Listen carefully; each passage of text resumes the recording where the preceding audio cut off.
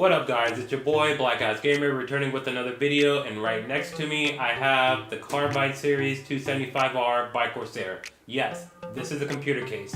Yes, I will be building a computer. Not only will I be building a computer, I'll be using all white parts to build this computer. So we're going to be using all white parts in an all white case to make an all white computer, and it's going to be awesome. Let's go ahead and get into this video. The CPU that's going to be running our build is the Ryzen 2700X by AMD. Please ignore this box. I know it looks ratchet. I had a tough time opening it. The motherboard that we're going to put the CPU in is going to be the ASUS Prime X470 Pro.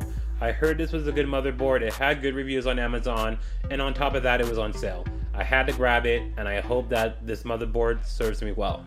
The GPU we're going to be using in this build is a Gigabyte GeForce RTX 2070 Gaming OC White 8G. It does have ray tracing, GDDR6, DirectX 12, and Ansel.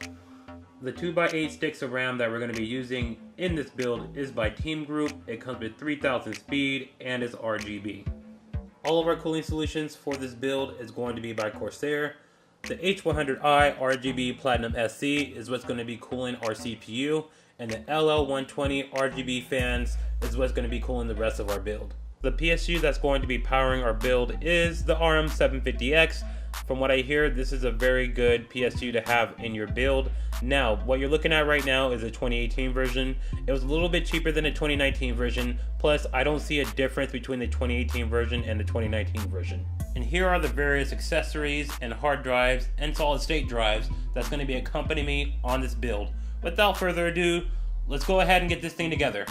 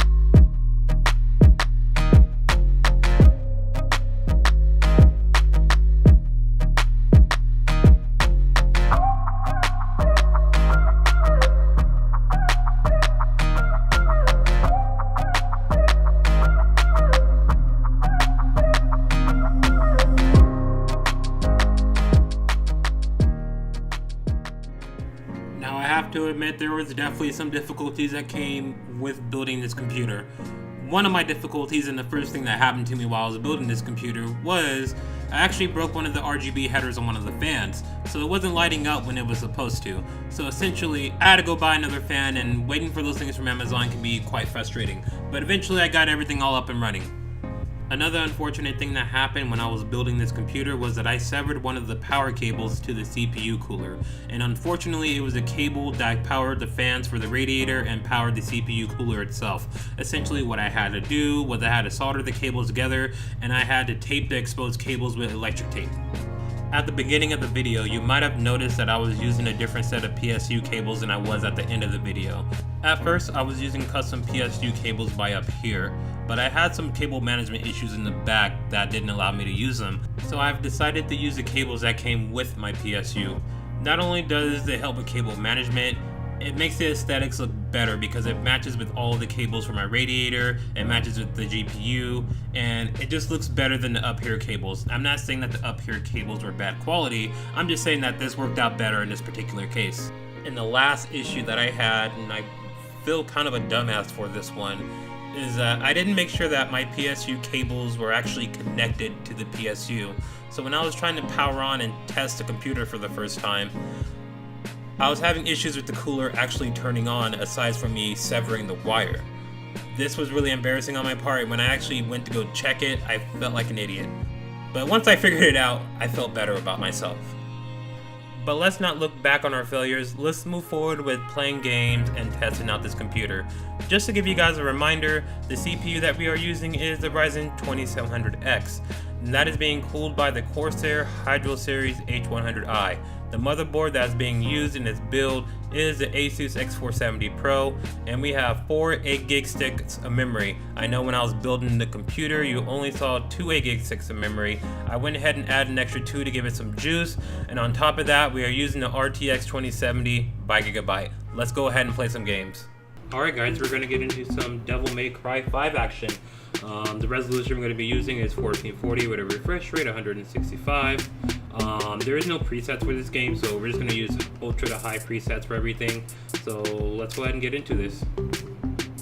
Alright, so our frame per second average seems to be in the low 100 range right now. I have seen frame rates go up to 120 and 130 since I've been playing. But right now they're pretty low. The GPU temperature seems to be at 61, which I'm not going to complain about, and our CPU temperatures are at 66. Now the CPU temperatures are going to contribute to the recording that I'm doing on OBS Streamlabs, but if I was playing this like on its own without redoing any kind of recording, the CPU temperatures would probably be lower. And also, I'm not the best at Devil May Cry. It's definitely not a game that I invested a lot into over the years, so don't expect top-notch performance from me and SSS ranking hits. Alright guys, we're going to get into some Doom! Aspect ratio we're going to be running at is 16.9 with a resolution of 1440, anti-aliasing off, vertical sync off, and in our advanced settings we're going to be using Vulkan as our API graphics, and then overall quality is going to be at the Ultra preset.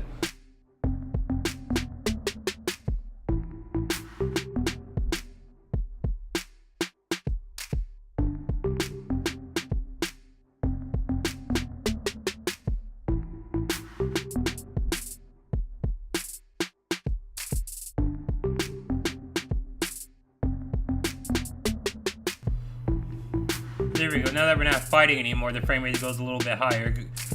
Got up to about 120. Now it's going into that sweet spot of 113 again. There we go. Now that there's no action happening, our frame rate's a little bit higher. But when you're fighting demons and whatnot, your frame rate's gonna go through a pretty sharp drop. It's gonna drop 20 to 30, it looks like. Our GPU temperatures are looking relatively good. I wish it was cooler, but 68 degrees Celsius is better than 80 degrees Celsius. CPU temperatures are at 51, which is going to be different than a lot of the other games that I played for this particular video that I'm making. Reason why is because when I played the other games, there's a lot more processes going on in the background. So this is the true CPU temperature with just the video game and only the video game, and with the recording software as well. Resident Evil 2 action. Just to give you guys a reminder of what we're doing here. Our preset's going to be at max full screen, 1440p resolution, 165 hertz. Frame rate variable, VSync off, all that good stuff. Boom. Yep, not this time.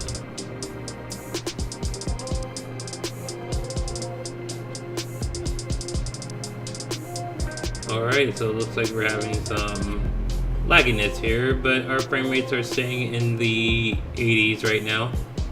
GPU temperature is at 67 degrees, our CPU temperature is at 64 degrees. So our CPU temperature seems to be on the consistent side, anywhere between, like, just in the low 60s just in general. Our GPU temperatures have not left the 60 range, so it's been between, you know, 60 degrees and 70 degrees.